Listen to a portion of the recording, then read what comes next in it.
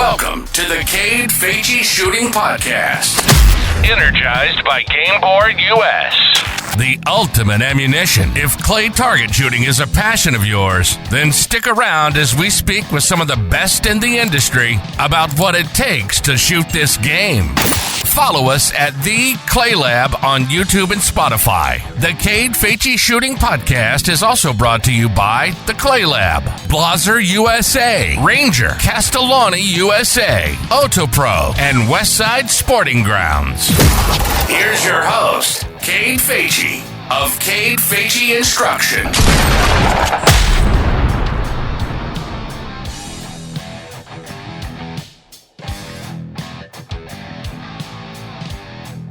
All right, everybody, welcome to the Cade Faetche Podcast. We have a special guest today by the name of Joe Pinchin out of Florida. He is now relocated, was in Dallas, and he's now at Covey Rise, just north of Hammond, Louisiana. How you doing today, Joe? I'm good. Thank you for having me. Looking forward towards our conversation, and thank you and Clay Labs for hosting me. It's an honor. Yeah, no, I appreciate it. We actually talked about doing this a couple months ago at Jack Link's, and then we were going to squad together for the Texas State Browning Briley, which was just last weekend. And then you left me because you wanted to go shoot FETASC with some other person. So, yeah, sorry about that. Again, yeah, I was on a wait list for like 4 months. So I was like, as soon as I get a chance to shoot the FETASC, I gotta lock in. Yeah, 100%. That was one of the first times you've been to Greater Houston, huh? I think it's the second or third time I've been. One was for that regional that they had a few years back, and then this was my second time. Yeah. So I got to ask, I'm a Houston guy. I grew up shooting at Greater Houston since I was 14. It was my home club all throughout high school. And I've heard the talk about, oh man, shooting at Greater Houston is just so different. There's just something about it. Did you feel like that rang true, or did you feel like it was just another club? No, it's definitely a great club, and it was a good time. The targets are always tough there. Like I feel like if you're going to Greater Houston, you know that you got to bring your A game because they're gonna challenge you, and that's I think at this past tournament they did a good job of doing that, and I don't think anything was crazy, but it was just a consistent challenge throughout. Yeah. Are you planning on? I don't know if you saw, they just announced like yesterday the Browning Briley 2025. It's just a Browning Briley, not the Texas State. Big payouts. I don't know. Have you heard about this? I have. So are you thinking about attending? I know it's a whole year away, but I mean, it's going to be a big deal, man. Yeah, it's one I'm looking forward to. And what's nice about being Louisiana is you got a lot of great clubs near you. So being able to travel locally to those tournaments is cool. Similar to how it was in Florida. I mean, when I was living in Florida, you have 3 great clubs in the area, a few great clubs in the area, and it's fun to just be able to shoot all of them. So, speaking of Florida, it's where you're from. Which part of Florida exactly? Because I know that you shot at Quail Creek a little bit. You were on the Young Guns out there. Tell us a little bit about that. Like, how did you get started in this sport? I remember it pretty vividly, actually. So I had a basketball game the night, and I was like 11. And, I mean, I'm not in the NBA right now, so I think that's a good indication of how that went. But I had a game, and my dad was like, you know what? Like, if you want to give it a shot, like, let's go shoot some. Because my dad had shot some back in Jamaica where we're from, and he loves it. So he was like, yeah, go try it and whatnot. So I missed my basketball game to go shoot trap at our local club, Markham Park in South Florida. I shot I want to say 8 out of 25 in trap with a gun that was taller than me at the time. And even though I shot bad, I don't know why, but I loved it. And I'm glad I did because all my best friends, like people I consider family, like, I mean, you know it too. Like we wouldn't have all these experiences traveling and competing and met half the people that we know if we hadn't, taken up the sport. So I'm very grateful that he did and that I took a liking to it. Yeah. So your first thing that you ever shot was trap. You went out to the trap field. Were you by yourself or with a group of kids? I mean, no, they had a youth group every Monday from 6 to 9. And actually my first 2 years shooting was in trap. Like I went to Southern Grand and all the trap shoots in Florida. You went to a Grand? I went to a grand. Yep. I went Dude, to a few that's grands. crazy. Oh, yeah. That's awesome. I had no clue. That's funny. My same thing for me. Like, I just moved in with my dad. I was 11 years old. I was playing some other sports, wasn't great. And he was like, my brother was in 4-H, put my butt on a trap field. That was the first thing I ever shot. And I remember I had a little Beretta out there, and I was a lot smaller, and I hit way less than 50%. But for whatever reason, I thought it was a hell of a lot of fun. And here I am today. But yeah. And then, I mean, after that is like when we get into the young guns of Quail Creek days. And it's funny you mentioned 4-H because, like, I know in this region everything is 4-H. Yeah. Like, and I was all like, and I'm not sure why, but like everything in like Florida is SCTP. So I grew up shooting on the SCTP Young Guns team. Bunch of really good shooters and really good people in that program, and I grew up doing that, and now I'm here years later, still enjoying it. So tell us a little bit. So that was whenever you first started. When did you really start in the NSCA? You said you did that for about 2 years. So like 14, 15, you started traveling a little bit or shooting local? Yeah, that's about right. I want to say 11 or 12, I started actually shooting, and then I was like, you know, let's try our hand at this. And when we started traveling, I was probably 14 or 15 before I really started going to like all the big shoots. Who was your running buddy? Just your dad and mom? Yeah, mom and dad would go everywhere with me. Still like to go out and watch, and I'm sure you know the feeling. Your parents love to come and watch you shoot, and yeah, they love coming to see me whenever they can. So yeah, those were the running buddies. Yeah. So now you went to Florida State and you shot. Yeah. Talk a little bit about, because I'm going through it right now, but how did you balance school and shooting? Because that's that's a big thing that a lot of kids run into. We'll see them. I can think of a dozen names where, yeah, for sure, shooting good in high school, go to school, and they just fall off the face of the earth and they show up 4 years later, you know? So, yeah. But you stuck around. You've been one of the few that's excelled through that process also. Thank you. And it's hard. So I was shooting at Florida State.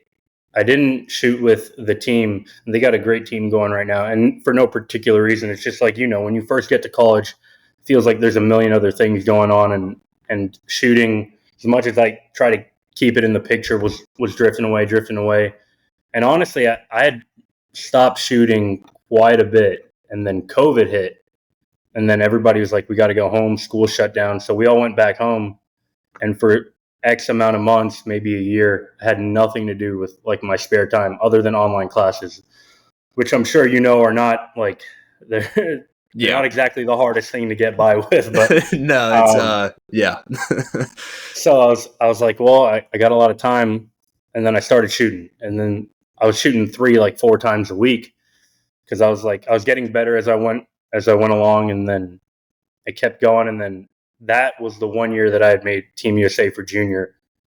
And it was the year that I was pretty sure I was going to like stop shooting, or not stop shooting completely, but just like take it slow. And it ended up being one of my best years. So it's funny how things work out, but that's kind of how that played out. And it's also tough because, you know, you go to these tournaments, and because I wasn't practicing a lot, I didn't have, you know, a whole lot of big clubs around me or whatnot. I was practicing at the shoots and figuring out stuff during the shoots. And I mean, you know, that's not exactly a way to get by, and it's not the most ideal. Well. Yeah. So it's hard, but you know, you kind of do the best you can with it. And I feel like, if you really like it and you're shooting, some of the stuff will just kind of come along and, you know, just enjoying it, because if you're not practicing a lot, there's only so much you can do, and if you're not enjoying it, I mean, why are we doing this? You know what I mean?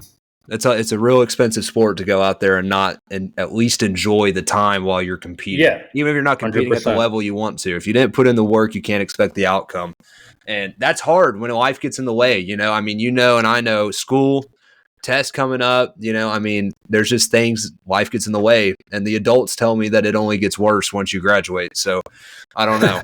But so you mentioned Team USA. What was it, 22 or 21 that you made the team? So the year of 2021 for the team of So 2022. you qualified. Okay, so you qualified in the year 21 for the 22 team, and you were on the junior sporting team. Yeah, junior sporting team, and that was with Joe, Todd, and Austin. Yeah, that was a stacked squad. Stacked squad. We had some good shooters. That was at the English in San Antonio, right? Yep. That was the one. Okay, I was trying to remember it. There's been so many teams, and that was your one. You made it that one time. Yeah. Okay. Hopefully, some more to come in the future. Oh, dude, I'm sure. But the junior team's fun. I made the FITES team twice. Once as an alternate during the COVID year, and then last year in Hungary. And it's an interesting dynamic, because you compete against those guys that you're on the team with the whole year, and then all of a sudden, in your situation, you're on the same squad as them, for the shoot. So talk a little bit about that. How was your team experience? It was a lot of fun, and we're all pretty serious about it. We all love it, and obviously, all of them were great shots. It was a great time, but there was also a sense of camaraderie because I feel like the four of us had known each other pretty well, and being able to push each other on and perform well because we're all going towards the same goal, and everybody was super encouraging, and we all shot great. So that was a really fun experience. Yeah. So who do you have backing you these days? I know I know a few, but I want you to list off some people you have supporting you: mom, dad, others. Yeah, well, mom and dad are always there. Always will be there. Yep.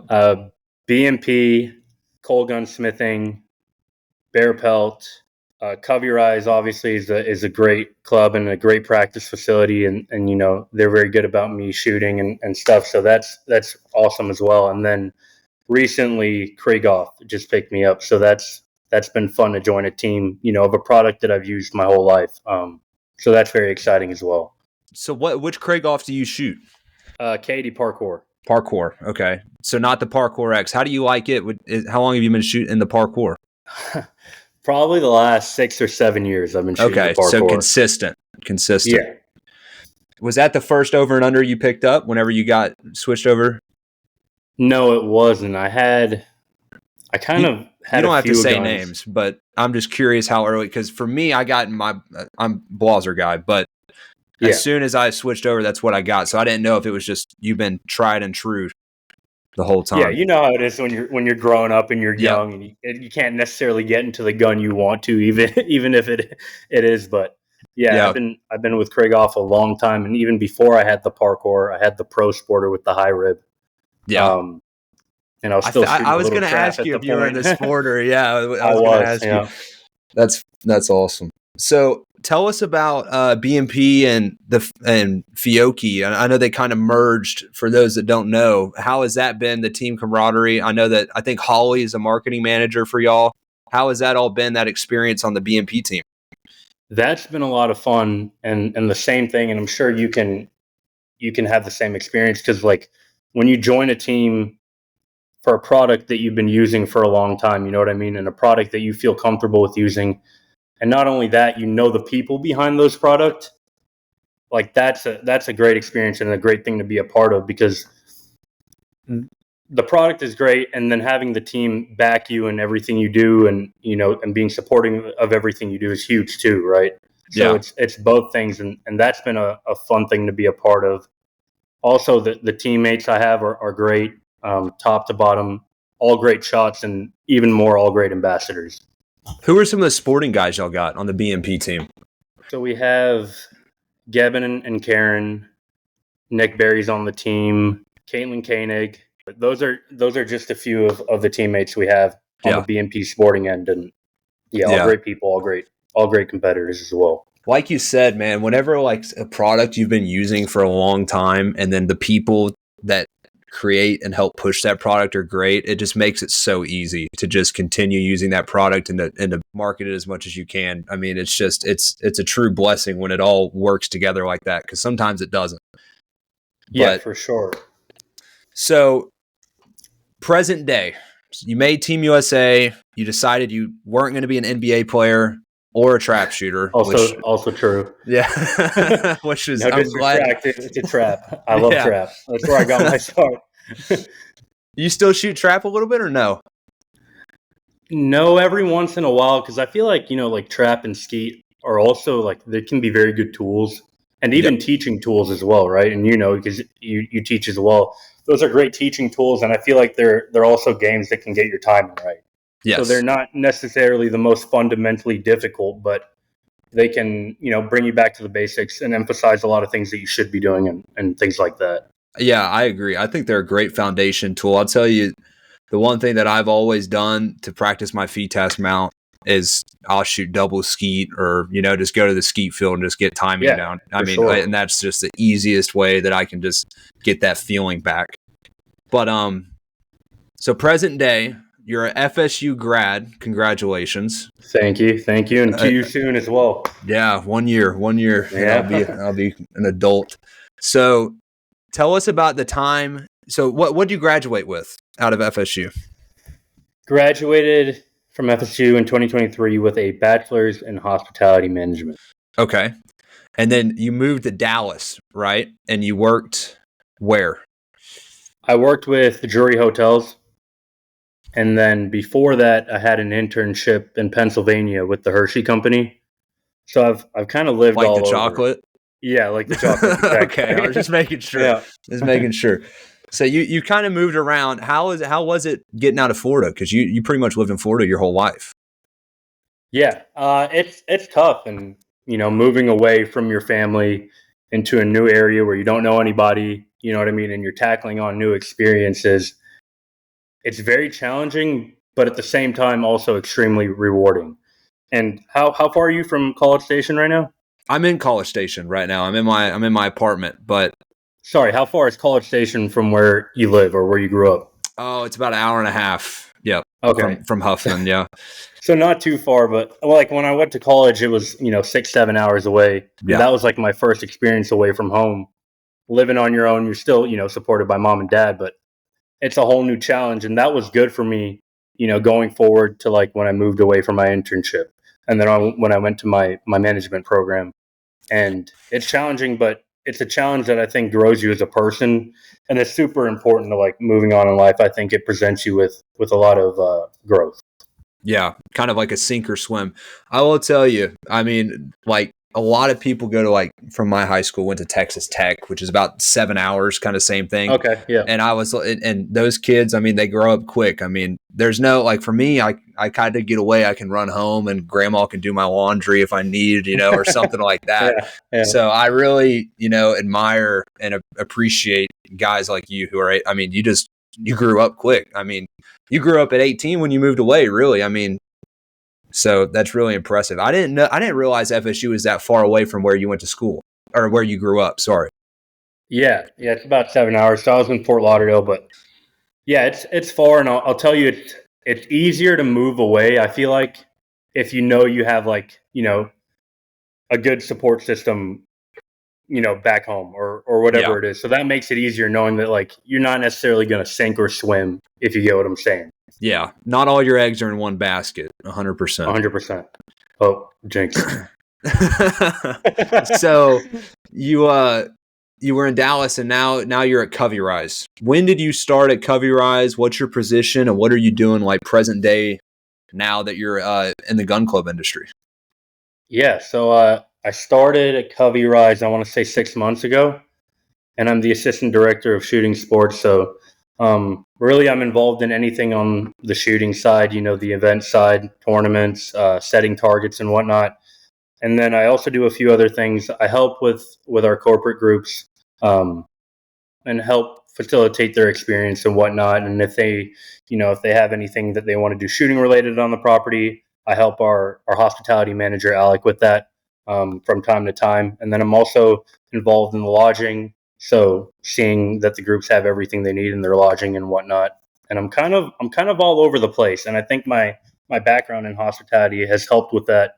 And more so than just that, I love doing it. Like I love talking to people from all over the world that have come to Covey Rise for an experience, and it means a lot to be able to provide that for them.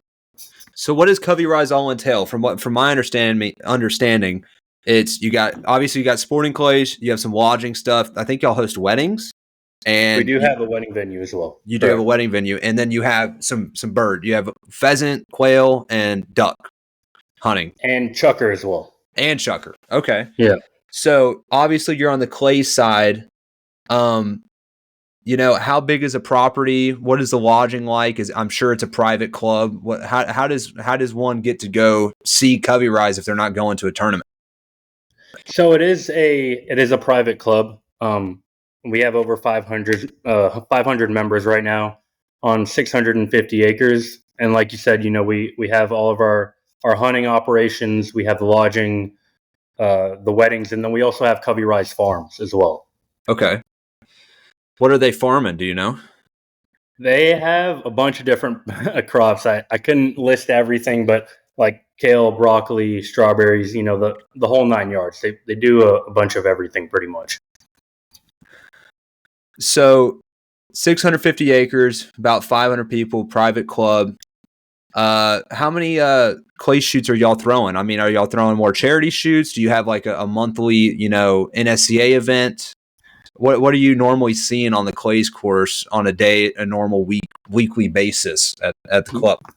Yeah, for sure. So we stay pretty busy on the course, just day-to-day operations, and then likely it'll be one fundraiser a week. Sometimes it's two, so we stay pretty busy with the fundraiser shoots, and then we also have our monthly NSCA shoot as well.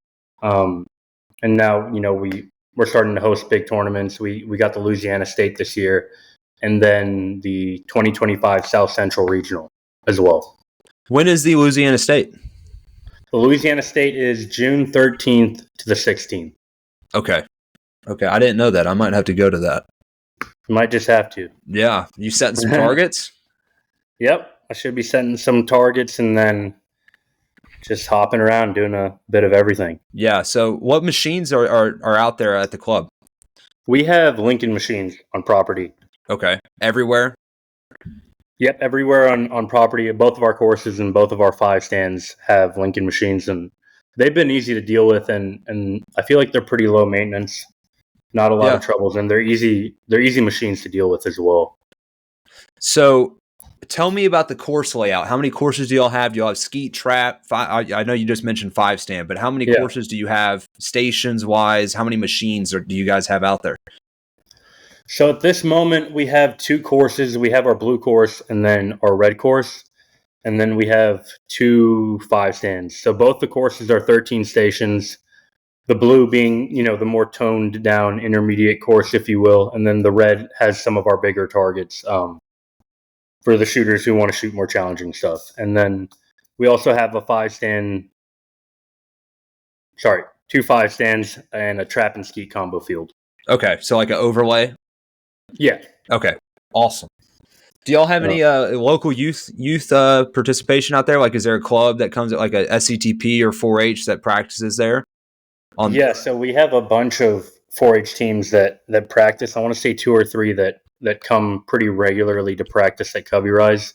And then there's a few of the collegiate teams that come for our local tournaments and whatnot. So there's definitely a growing youth turnout, and it's something that we have our eyes on set more to, bring youth into the sports. Because, I mean, you and I know what it's like being a youth shooter and what it takes, and to have a club close to you that you can call your own and be able to get good practice at and have people support you is huge.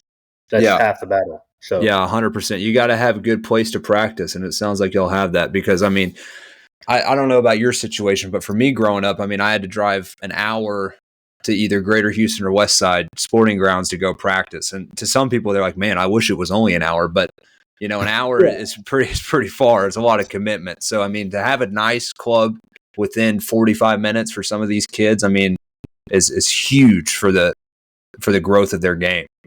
So for sure. So I know that you're also you're teaching a little bit while you're out there. Do you have any students? Do you have any students you're proud of that are on the prowl? Some of these youth kids. Oh yeah, I mean, there's all of my students have been doing really well. And I'm not just saying that, and being able to teach them is and see them progress through their game. And same thing. I mean, that's almost as rewarding as shooting like really good yourself. Yeah. Like watching your students like shoot well or shoot their, personal best. I mean, that's one of the most rewarding things. And to, get more students as time goes along, and I'm able to meet people and see them achieve their goals and whatnot. That's been a lot of fun as well. Yeah, there's nothing like, I always tell the story where it's, little kid comes out, like barely ever shot, probably never even pulled the trigger, and you're guiding the gun, and he pulls the trigger and breaks it, and it's like the biggest smile on his face you could ever imagine. He's like, "Dad, I want to do this forever. We need to go and buy this and that." And little does Dad know, he just spent a whole lot of money on that one lesson. But you know what I mean, like that. 100%. Yeah, he's hooked now. But yeah, no, teaching has been a blessing for me, and I'm sure it's been a blessing for you. How did you get started teaching? I'm sure it was in college a little bit, local. How long have you been teaching? It was tough to do it in college, but I had done, I'm sure you have as well, a lot of informal lessons, right? So like you go out with your buddies or people that you shoot with a lot, and you give them tips and you help coach them.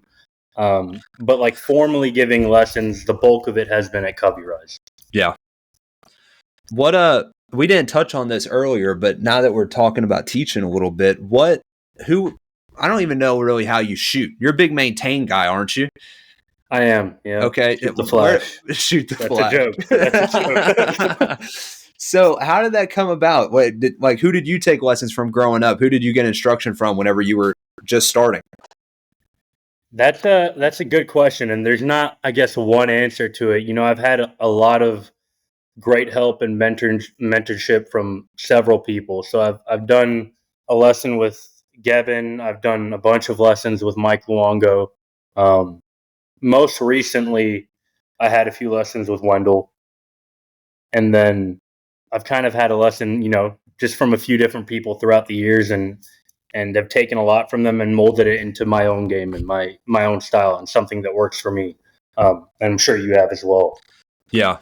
So, dude, I got to talk about Mike for a second. I love that guy, man. I mean, he's a character.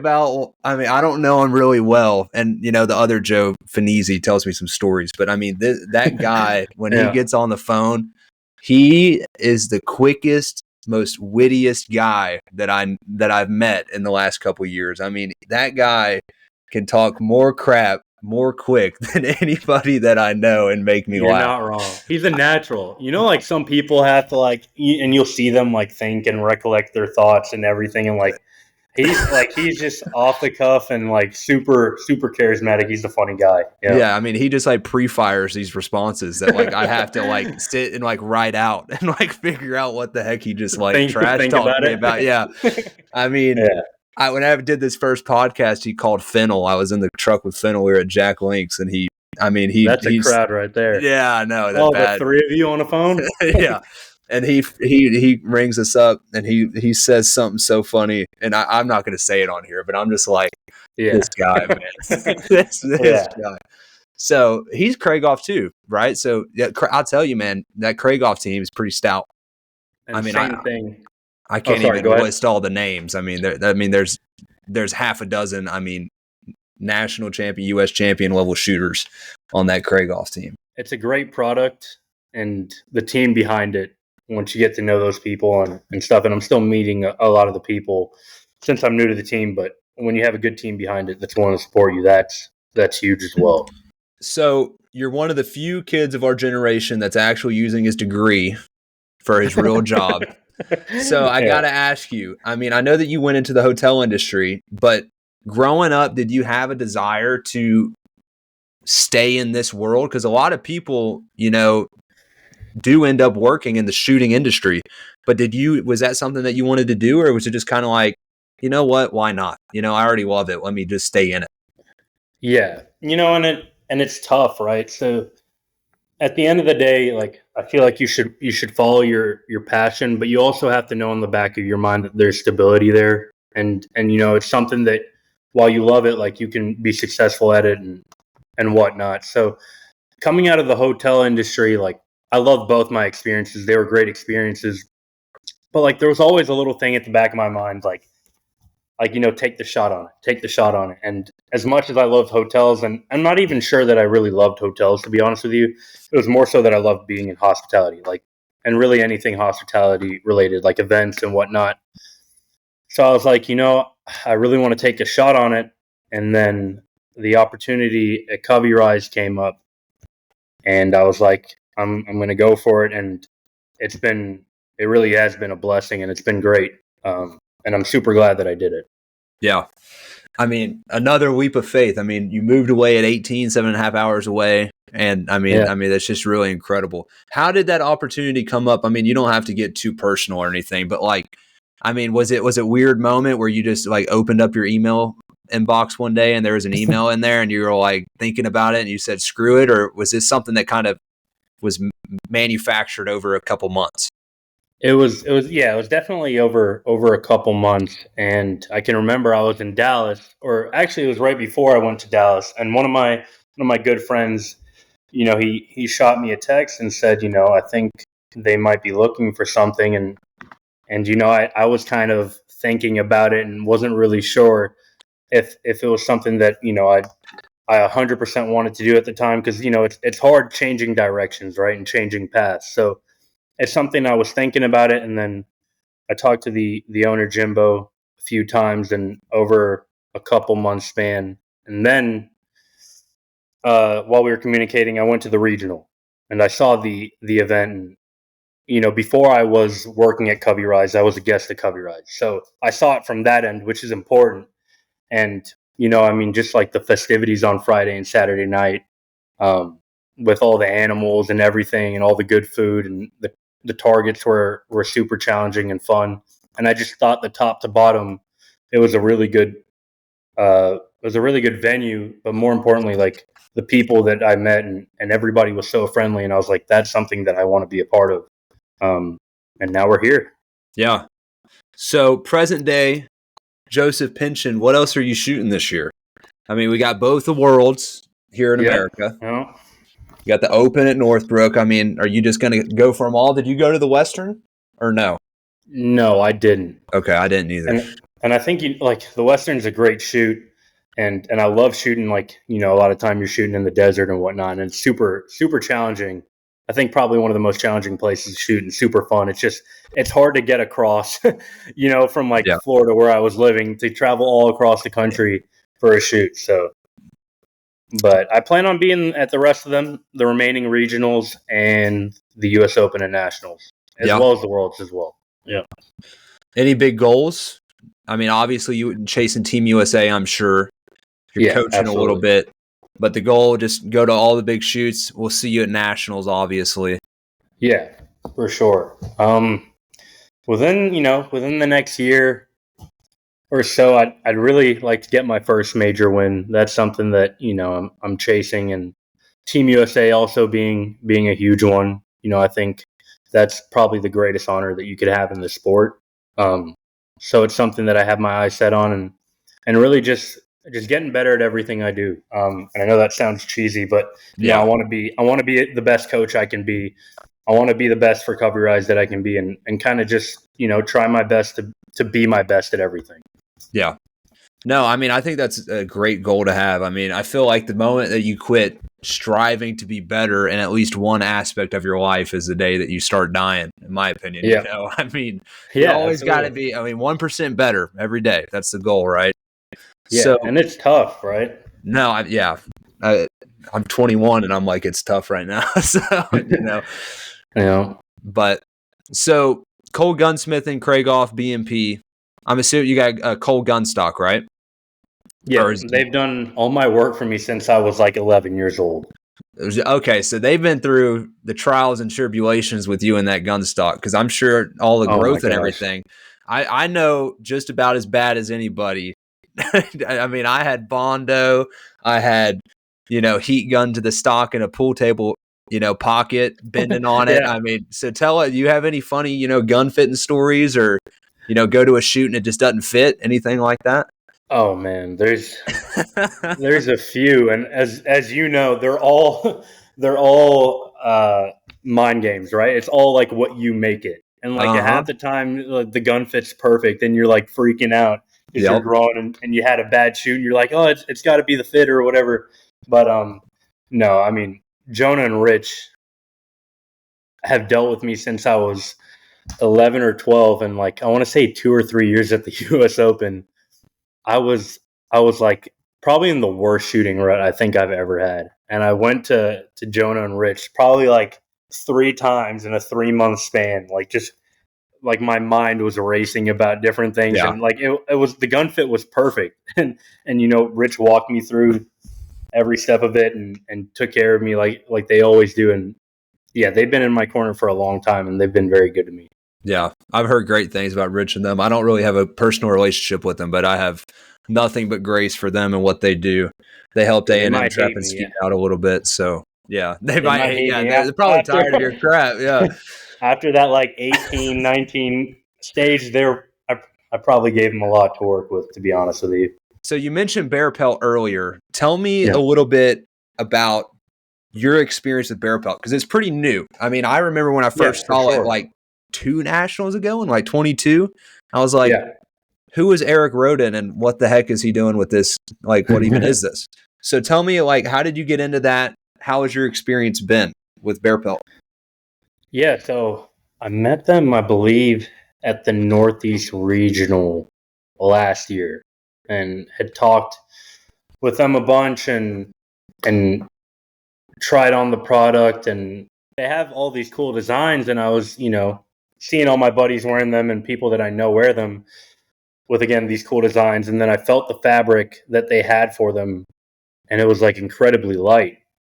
And I mean, you know how it is when you're at a shoot and it's blistering hot. And so I tried on the product. I ended up getting one, and I loved it. And again, I don't want to sound like a broken record, but a great product is awesome. Great people behind the product. Eric and Heather Roden and Colleen, they've been awesome. And I mean, I feel like if you ask anybody that has had experience with them or ordering vests or doing customizations, and it's always these wonderful things. So yeah, and I love my vest. It's helped me stay cool, and it's got a really neat design. So yeah, and my relationship with them is good, and it's been a good relationship. So is it true that with BarePelt, because you're a pro BarePelt shooter or whatever the terminology is, you're one of their athlete or their shooters, like you guys get to design like your own kind of vest, and it's like the Joseph Pinchin vest or the so and so. Is that true or no? Yeah, so I was able to design my own vest, and it's cool, you know, when like you have your own model and you see somebody wearing it, you're like, that's my model, and they might not even know it's your model or anything, but it's just cool being able to see people wear your vest and know that they're wearing something that you designed or you helped design and create, and that's pretty special as well. Yeah, I would say it's like a jersey, but like you said, they could probably have no clue that it's Joseph Pinchin's vest. They just like the way it looked, you know? It's like a guy wearing a Lakers jersey and he doesn't even know who the starting 5 is, you know? I mean, it's the same thing. He just likes the way it looks. So I want to give you a situation. I'm just curious. I know you've been teaching a while now. So what is kind of your checklist when you're going through a lesson and you have a new shooter, experienced shooter? What are some of the few things that, you know, maybe there's some people out there who are, you know, trying to help somebody? Like, what are a few tips you'd have for just generally starting a lesson, starting green? What's kind of your 5-minute checklist that you always kind of go over with a new student? Oh, that's a good question. And, you know, like I think you touched on it. It really depends on the experience level of the shooter that you're dealing with. You know, when, you know, if it's a younger kid and he's coming for a lesson for the first time, you know, it's things as basic as safety, right? Loading the gun, how to mount the proper stance, all those things. And then, you know, when you get to the more experienced shooters, you know, they're clearly great shots and they know how to shoot the gun. They know how to get the gun where it needs to be. And they might already have their styles, but are they using their eyes right? Are they using their body right? You know, all the little things that I feel like go untouched. Sometimes, are you focusing on those little things? Because I feel like the little using your body right and rotating off of your core instead of using your hands and just like a bunch of little things. That's how you break into that last step. I feel like, you know what I mean? Like, I think you already got the fundamentals. That's how you really get that one or two birds in a lot of places that you need it, kind of zooming in, right? Like that's every little detail opposed to, a younger student. It's just getting them to have fun because you want them to enjoy the game and you want them to see, the shooting community and experience what like you experienced as a kid, right? Like, how rewarding is that? Like, so get them to have fun, make sure that they're safe and doing all that. And yeah, it really depends on the level of the student, but there's so many different things, and I'm sure it's something that you could talk about for days as well. Yeah, I mean, like you said, first of all, every situation and every lesson is entirely different. I mean, it's a new puzzle every time that you meet a new person that's taken a lesson. But I think the most important thing that you said is, and that I really love to hear, is that you're kind of telling them why this isn't working, rather than, because anybody can stand behind somebody and say, you're over, underneath, behind, or in front. Yeah. Okay. But that's like the doctor giving you medicine and not telling you why you're sick, or what it does. Yeah, exactly. Like, I need you to be able to tell me and communicate to me how to fix it, not just give me that crutch of, because when the coach isn't there, how am I supposed to know if I'm overneath it or not? I mean, overneath. Yeah. So, I mean, going into detail of that. So it's like, they'll say like, I was in front of it or I was behind it. It's like, okay, but why? Was your transition slow in the second target? You didn't see out the trap or see it early and it blew by your gun and then you swung through it or swung by it, or like, going into detail about why they missed. And there's a process to it, right? Like, everybody's focused on results. And I mean, who doesn't want to win? You know what I mean? Like, who doesn't 100%. Want to perform well?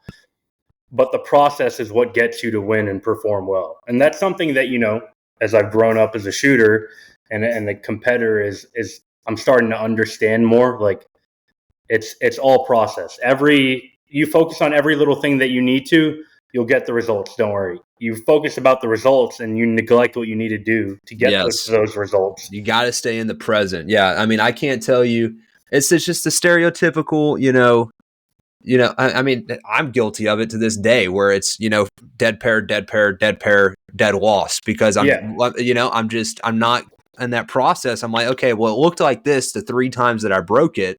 So let me just look at the picture rather than the bird, something like that I just, and students are like, well, I don't understand. I love it when they turn around and say this. Well, I don't understand. It looked the exact same as the one before. I'm like, wrong. That's where you're wrong. You got to look at the bird, man. You can't look at the pretty little barrel and all that stuff. So, yeah. And, like, especially with youth shooters, I feel like the number one thing is like result. Yep. And like, I mean, I get it. I was there and you were there, both not very long ago. And still, some of those times arise on us.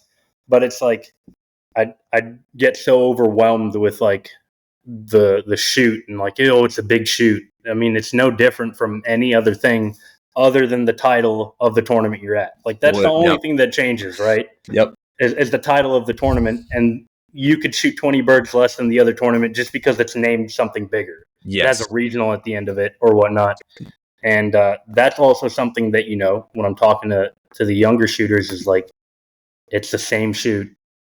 Yep. You have a plan, you execute it, stay in the present and focus on what you need to do. And 100%. Everything will follow. 100%. Yeah. I mean, I can't tell you, the amount of pressure that I used to put on myself, I still put pressure on myself. I feel like, sure. I mean, it's not like you can just say, I'm not going to feel it. I mean, there's some money on the line and, glory and all that, but there is no sense in sitting there and talking yourself out of it or thinking about, I'm so-and-so's 2 ahead of me. If I straight this course tomorrow, that you can't. I mean, you're already in your own head doing that. I mean, you're going down the wrong path there. I feel like you and I'm speaking more personally, but I sucked for a long time, like I feel like I put in the effort and you can't expect the results now. I mean, there was a good period for 3 or 4 years where I'm not that I'm Mr. Awesome right now or anything like that. I'm just saying, I mean, it takes a good 3, 4, 5 years, in my opinion. There's some of the few that can, that excel right off the bat, just like, for sure. Who is so-and-so? And then the next year they're just winning everything and they're concurrent or whatever. But I mean, it's a grind, and it's like anything else. You got to put the time and effort into it, and it's hard. I mean, nothing worth having is easy. No, you're absolutely right. And that, that kind of goes into another thing, and it's like, it's competing and then shooting, right? Yep. I feel like I've always been a good shooter. I don't necessarily know that I was always a good competitor. I think horrible competitor. And for I a long think it's something it's something that I've been able to get good at, and it's only because and I kind of, I ask my students this from time to time, and I ask myself this, like, what happens if I shoot the worst round of my life tomorrow?